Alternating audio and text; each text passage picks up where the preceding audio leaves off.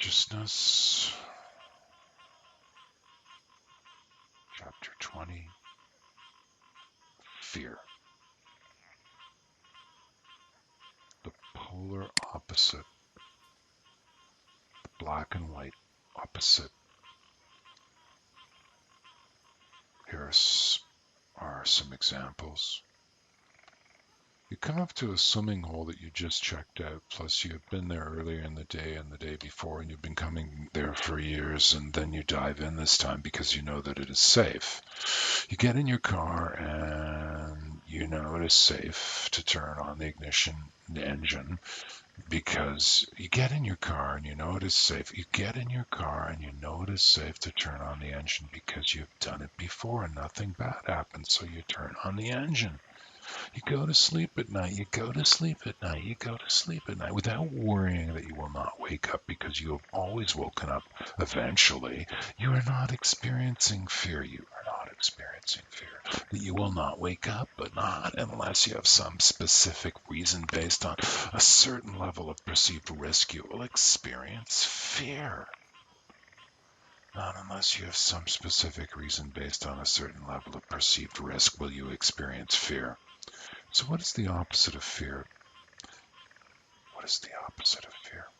The best way to describe this is the absence of fear. The best way to describe this, the absence of fear. Some words have a good and clear opposite.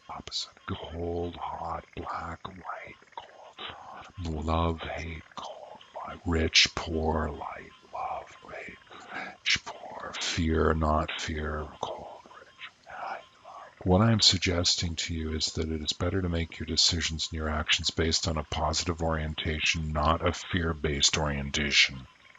I want you to think about what you want, not what you don't want. Do you see what I mean?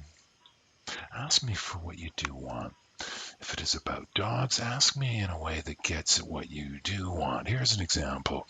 God, please help me get along really well with dogs. Please, God, please help me to get along. Help me. God, please help me get along really well with dogs. God, let me be very easy and at peace with dogs. God, when I am near gods, let me be in control of the situation so that the dogs do what makes me feel easy and peaceful.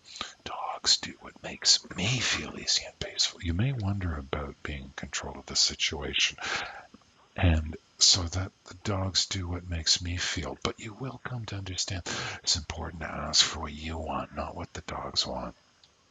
If you keep the fear stuff out of your wanting and focus on the stuff that makes you feel good and happy and feeling at peace and so on, well, that is a good start.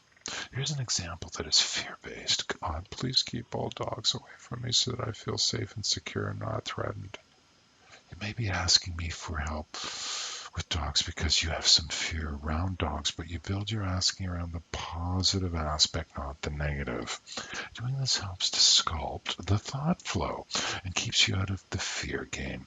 Plus, you get a chance to deconstruct the monopoly that fear has on whatever it is that you're fearing. Because once fear is in the mix, well, it is going to be influencing you and the outcomes of your thinking and feeling. I don't want you to suppress your fear. I don't want you to disregard your fears. I want you to live in a state of denial. I don't want you to live in a state. I don't want you to live in a state of denial of your fears. This is what I want you to do.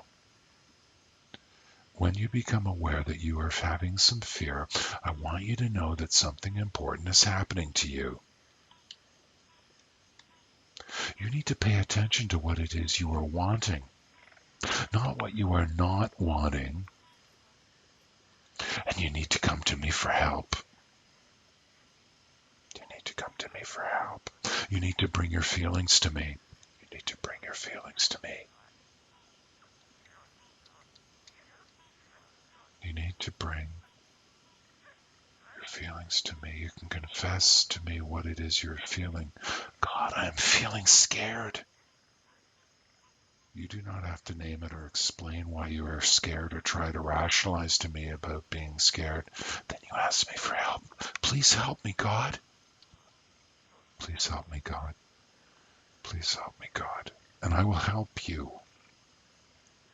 Learn learn to listen to me, and I will come into your mind and soothe the thinking. I will tell you something that you need to hear. Let me speak to you. I will help you if you ask me to. I know this sounds too simple, too easy, but this is the nature of our relationship. You ask me for help, and I will help you. And fear is a really, really good feeling to get some help with. When you get fear gone, then you can move on with what it is that you are really wanting to do, really needing to get done.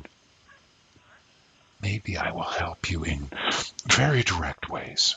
Maybe they will not be so noticeable. I might give you some opportunity for a change that is much needed, much wanted. When these opportunities come to you, act on them. The more you move to take action and move past your fears, the easier it gets. And the other fears become easier to move past. Some fears will just disappear. Some fears will just poof, gone. Like they were never there, in the first place.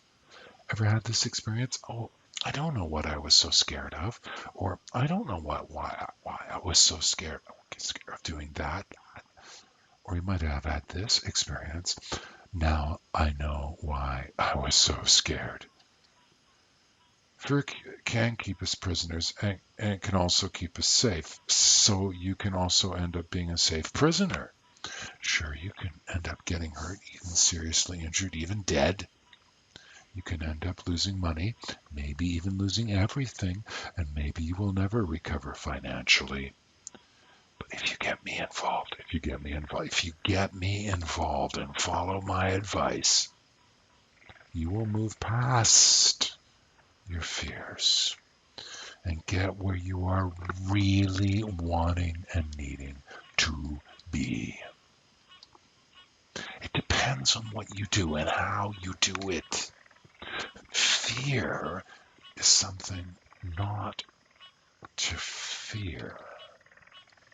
It has important information locked up inside it. Fear can make you rich. It can make you health. It can bring you true love. It can make you happy. It can bring you me. It depends on how you focus your awareness. When you notice fear, that is the time to go into the fear, not away from the fear. It is the time to discover what is the power structure of the fear. Where is the fear coming from? Ask me, God, why am I afraid? Or, God, where is this fear coming from? And then listen to my answer. Ask me what to do about this fear. God, what do you want me to do about what I am fearing? And listen to my answer. Remember, being afraid can get to be a habit. You can get addicted to fear. You can get addicted to making other people fearful. Being a fearmonger can give you a false sense of power, making other people fear you. Or fear something else can give you a sense of power and control. When people fear you, you can make them do all sorts of things that they would otherwise not do. Fear is a sick version of the motivation deal. Fear makes your body's chemistry go crazy. It will make you do things you would never, ever normally do. Being scared will tense you up and make you freeze up. It will put you in a state where you cannot make a good decision. It will make you panic. It will lead you from bad to worse. But inside the fear is great power. And it's the power of insight. And if you can travel into your fear, you will discover great answers to the question. If you can travel into your fear, you will discover great answers to the questions you did not know you even had. Here's one of those questions. God, why am I afraid? You can add whatever it is that you are thinking and feeling that you are afraid of, like dogs. You might be afraid of You might be afraid of dogs because you think they are going to bite you, and you won't be able to stop them from biting you.